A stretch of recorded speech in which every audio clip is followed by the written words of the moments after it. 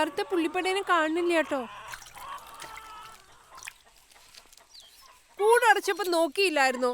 ഇനി ആരെങ്കിലും പിടിച്ചോണ്ട് പോയോ? അതെവിടെയെങ്കിലും കയറിയിട്ടുണ്ടാവും. ഇല്ലെങ്കിൽ പുറത്തുനിന്ന് പൂവന്റെ അവിടെ എവിടെയെങ്കിലും പോയതാവും. വന്നോളും. കഴിഞ്ഞ് ആ കിടാവിനെ ഞാൻ അഴിച്ചു വിട്ടോ.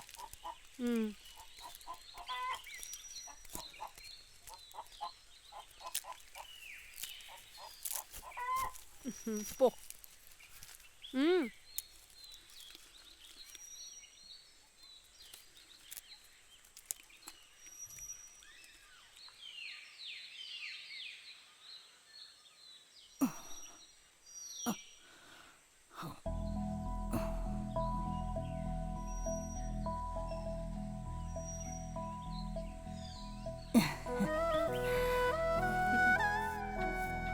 അമ്മമ്മയുടെ സുന്ദരിക്കുട്ടി കോളേജിൽ പോവാൻ ഒരുങ്ങുക.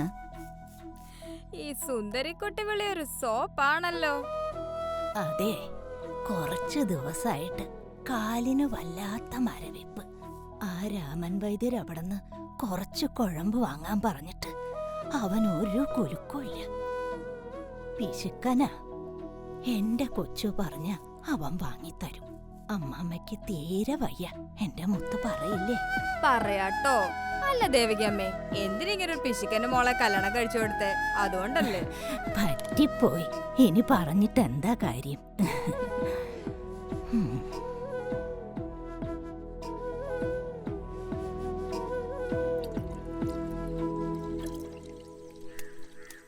ഇന്ന് കൂട് തുറന്നപ്പോ എന്റെ പുള്ളിപ്പടേനെ കാണുന്നില്ല. എവിടെ പോയാവോ?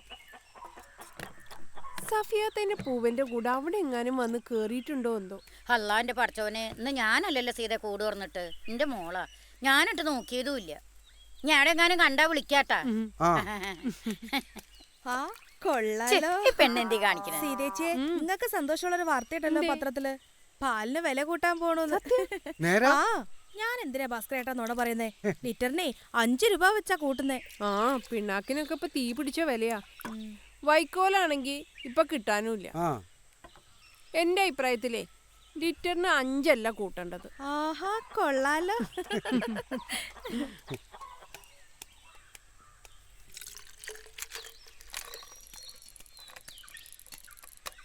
അച്ഛനും നിന്നേ.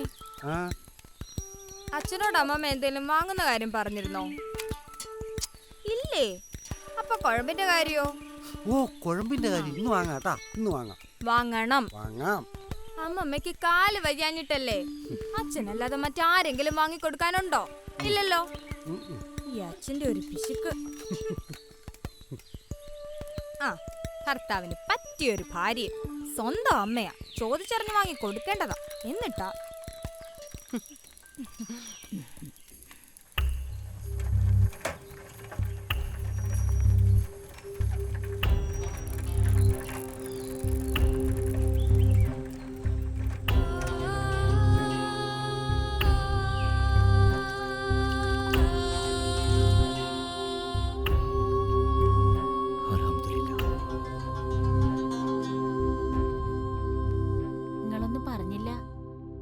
ഡിസ്ചാർജാ.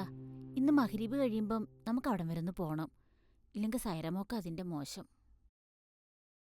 സമീറ പ്രസവിച്ചു കിടക്കുമ്പോൾ ആ ഇത്തായും ആശുപത്രിയിലും ഇവിടെയായിട്ടൊക്കെ 2-3 വട്ടം വന്നിട്ടുണ്ട്.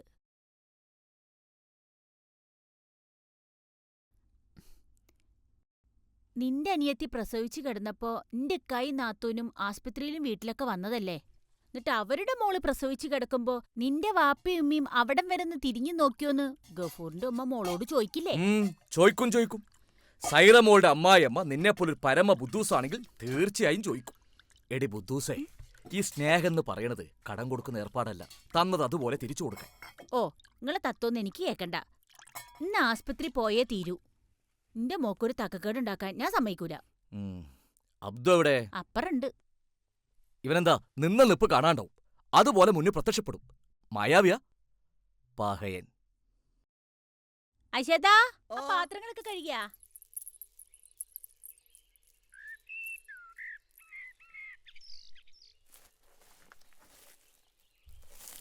അബ്ദോ. എന്താ അത്? കൊപ്ര ആട്ടാൻ. എടാ ബുദ്ധൂസേ, ദിവസത്തെ എത്ര തവണയാ കാറ് പുറത്തേക്ക് പോകുന്നേ? ഒരു ചാക്കല്ലേ ഉള്ളൂ. കാറ് പുറത്തു പോകുമ്പോ ആ ചാക്ക് ഡിക്കിലിട്ടാ നീ അത്ര ദൂരം സൈക്കിൾ ഓട്ടണോ? ഞാനൊരു കാര്യം പറഞ്ഞിട്ട്. തെക്കേപ്പറമ്പിലെ പണിയുടെ കാര്യല്ലേ? അൽഹംദുലില്ലാ, മറന്നിട്ടില്ല അല്ലേ? ഭാസ്കരനെ കിട്ടാണെങ്കിൽ മൂപ്പരെ തന്നെ മതിയെന്ന് പറഞ്ഞിട്ടാ. അല്ലെങ്കിൽ ഇന്നലെ തന്നെ ഞാൻ 2 അണ്ണന്മാരെ കൊണ്ടുവന്നേ. വേണ്ട വേണ്ട വേണ്ട, അവന്മാര് വേണ്ട. കണ്ണ് തെറ്റ വെറുതെ നിൽക്കുന്ന ജന്മങ്ങളാ. പണ്ടാണെങ്കിൽ ശരിയാ, അവന്മാർക്കൊക്കെ ഒരു ഗുണം ഉണ്ടായിരുന്നു. ഇപ്പൊ എല്ലാം പഠിച്ചു പോയില്ലേ. നീ ആ ഭാസ്കരനെ കിട്ടുമോ നോക്ക്. അവനാകുമ്പോ ഒന്നും പറഞ്ഞു കൊടുക്കണ്ട. പണിക്കൊക്കെ ഒരു നേരും ശേലും ഉണ്ട്. ചെല്ല്.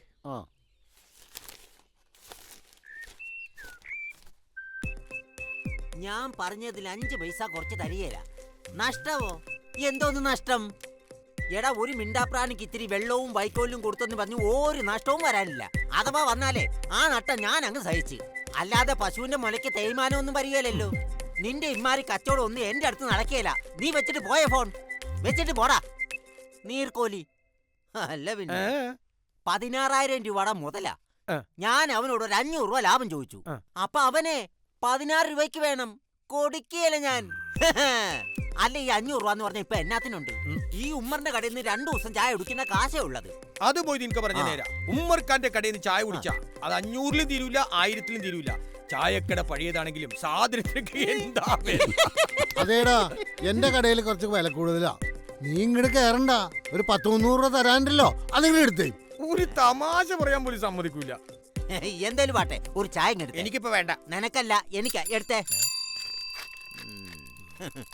ഉമ്മർക്കാ, ആ കുന്നേലെ ഭാസ്കരനെ കണ്ട? നേരത്തെ പാലും കൊണ്ട് വന്നു പോയി. തെക്കെവിടെ പണിയുണ്ടെന്ന്. മൂപ്പര് വരാണെങ്കിൽ കരീംക്കെ തിരക്കിന്ന് പറയണേ. മംഗലത്തെ വീട്ടിലെ പണിക്കാണെങ്കിൽ ഞാൻ വരട്ടെ അബ്ദു? അയ്യോ, എനിക്ക് അവിടെ കഞ്ഞി കുടിച്ച് പോണേ. ആരും ചിരിക്കണ്ട. അയാള് പറഞ്ഞത് ശരിയാ. ഞാൻ ഭാസ്കരനല്ല, അയാള് വെറും മണ്ടൻ.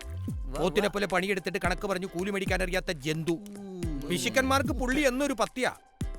ബംഗാളികൾ പോലും കണക്ക് പറഞ്ഞു കൂലി മേടിക്കണ കാലമാ. ആ നേരത്തെ എനിക്കിട്ട് പണിയരുത്. കൂലിക്കനുസരിച്ച് പണി, പണിക്കനുസരിച്ച് കൂലി. അതാണ് എന്റെ പോളിസി. ചുമ്മാതല്ല നിന്റെ വീട്ടിൽ പട്ടിണി.